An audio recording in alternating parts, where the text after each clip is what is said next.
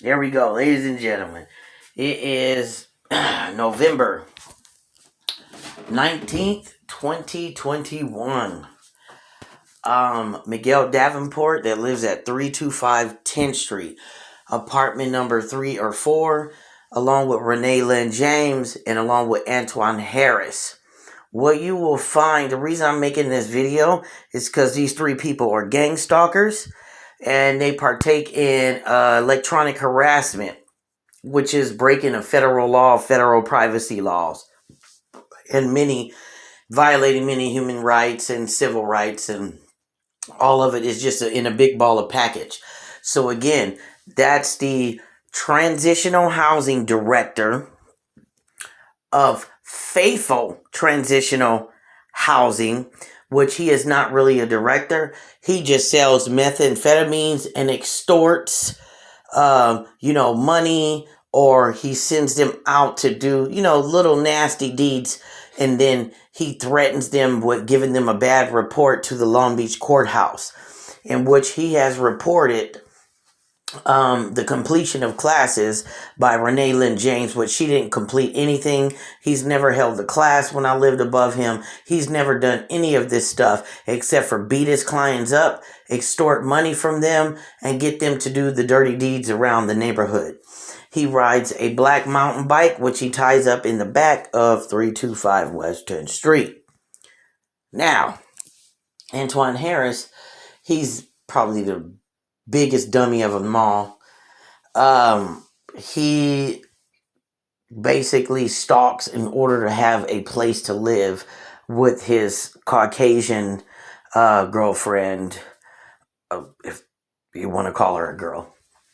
And he calls himself a big homie of the gang Insane Crip in Long Beach. But the only thing he is going to report back to Miguel, because Miguel is a police informant. So what he does is goes to hang out with some of the members of Insane Crip in Long Beach. Then he goes back, reports that information to Miguel, and Miguel reports that to the police. Antoine also is a person that sells methamphetamine, because one of his smaller homies in the gang actually offered me some drugs and said that he knew where to go get some. That was just horrible, because I told the man, no, I don't do drugs, and I don't even fuck with nobody that do that. But what he was talking about was Antoine D'Amico Harris that lives at 325 West 10th Street. None of the guys on 14th Street or in Long Beach know what Antoine Harris is doing behind the scenes and how he is buddy-buddy with a police informant. Now, then you got Renee Lynn James. She's probably the most despicable one of them all. She's filled with envy and hate, and she, went and got basically a fake restraining order, because she wanted to be able to restrain me and then stalk me and electronically harass me. That way, if I fought back, she thinks that she could call the police. But what she doesn't realize is that she's going to go to prison, because it can be proven that she electronically harassed me after she got the restraining order. And I also can prove that she just got this restraining order to try to maliciously ruin my life and for me have a record like her. Why? Because she's weak. She's weak. She wants a beautiful child, which she'll never have one, because she spent 30 years doing drugs, being a prostitute, and being a thief, a liar, and a scam artist, instead of being an upright woman with a nurturing sense of nature. She decided to be a fucking dopehead and a crackhead that does heinous things to people. So these three people, what evidence you will find to prove my point, to prove what they're doing. So you are going to find micro SD cards with hours and hours and hours of recordings of kids screaming. And what they did is they took some of the Latino kids in the back, recorded their voices, okay, recorded their voices, and then they play this repetitively. And so this whole electronic harassment thing is just a farce, to psychologically try to manipulate somebody to like either go crazy or doubt themselves or feel bad or have basically be them. If you pay attention to Mr. Davenport, he wears women's clothes. This guy is a total freak of nature. Total freak of nature, and he's obsessed with surveillance in me. Somehow he thinks he's powerful, but the reality of it is if he come outside, I'll bust him in his ass. This is how weak he is, but I wouldn't even want to touch nobody like that.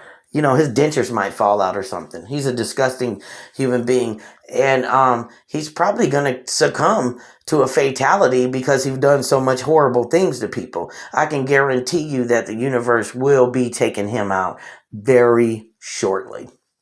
Also, Antoine Harris, same thing with him. A real big man. He's fat and he's disgusting. He got craters on his face, and he wears a lanyard attached to his bifocals. So he already can't see. One of his senses is gone. But that would make sense that he can't see because his girlfriend is so visually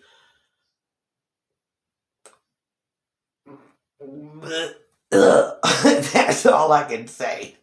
So this woman is disgusting, and all three of them are pedophiles, and they are just criminals. Renee's on the government watch list, meaning she's probably done this again. Antoine supports her because he's a bum, scumbag, convict, useless bum that can't even make money for himself, or he probably never even lived alone. But he wants to secretly stalk and harass me, throw the rock, hide his hand, and then he thinks, oh, I can't go to prison. I'm going to die in there. Well, I'm glad that he said that. He actually said that to somebody trying to talk to him and try to figure out why he was harassing me. So he lied to the man. He lied. That's all he does is throw his rock and hide his hand. But what he didn't realize what he was doing is that he was fulfilling his self-prophecy. I can't go to jail, man. I'm going to die in there. You're right. You are, because you're a criminal.